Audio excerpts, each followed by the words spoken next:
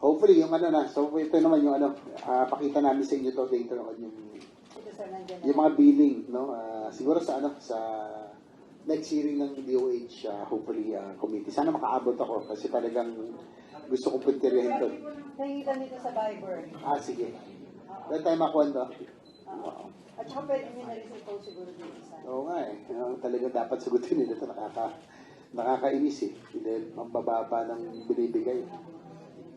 Oo nga. Tignan mo, si Ate Sally pala.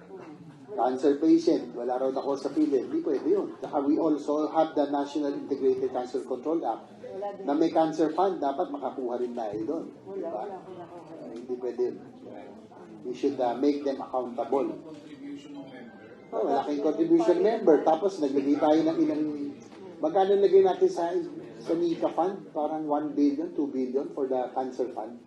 So aside from PhilHealth, aside from UAC, may National Integrated Cancer Control Act which also I sponsored.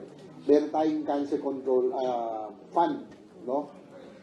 Dapat for assistance for cancer patients. 1 B by 2 billion.